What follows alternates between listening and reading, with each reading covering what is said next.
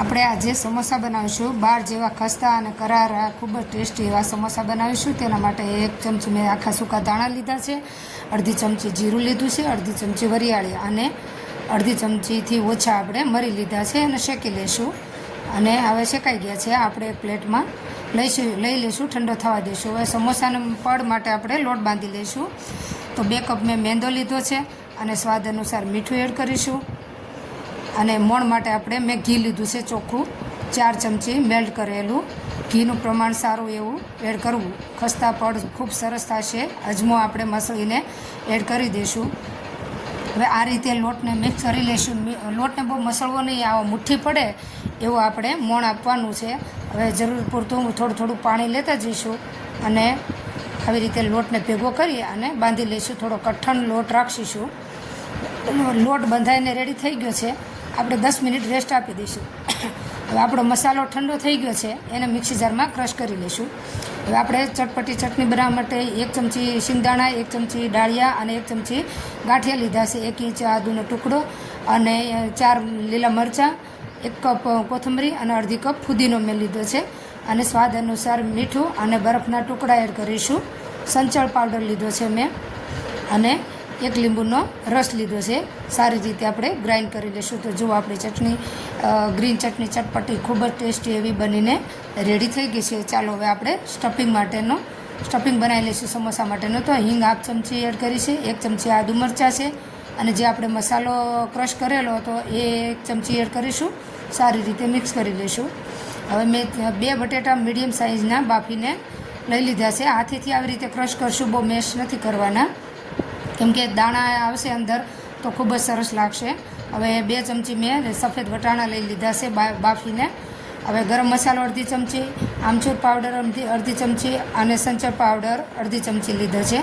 ધાણા જીરું અડધી ચમચી અને 1/2 ચમચી મેં મરચું લીધું છે અને સ્પિન ચોપ હળદર। હવે 2 ચમચી મેં ફુદીનો લીધો છે કટ કરી અને 2 ચમચી કોથમરી લીધી છે। આપણું સ્ટફિંગ સમોસાનું ચટપટું એકદમ ટેસ્ટી સરસ બનીને રેડી થઈ ગયું છે।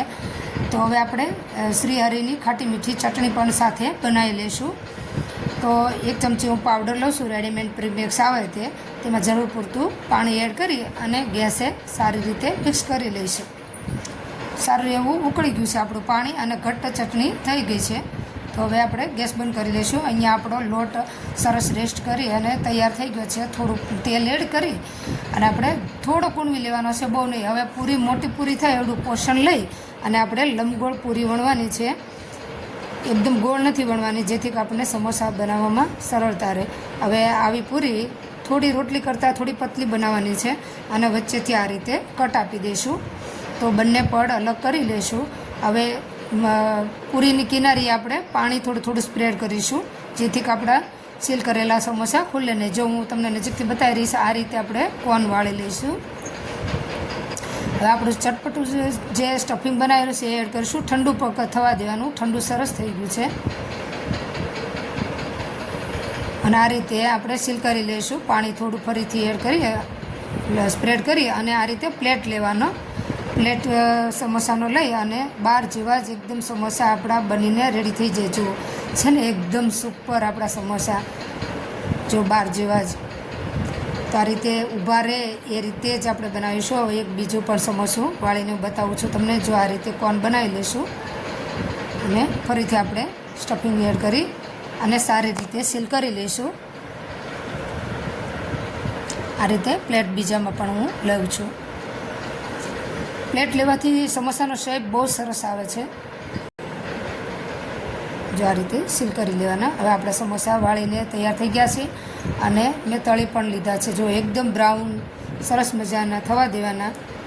બાર જેવા જ સમોસા આપણા ઘરે સરસ બને છે, પણ ફુદીનો ચોક્કસથી એડ કરજો ફ્રેન્ડ્સ। તમને મારી રેસીપી કેવી લાગે છે તો લાઇક શેર કરવાનું ન ભૂલશો અને ચેનલમાં નવા હોય તો સબસ્ક્રાઈબ કરી લેજો ફ્રેન્ડ્સ।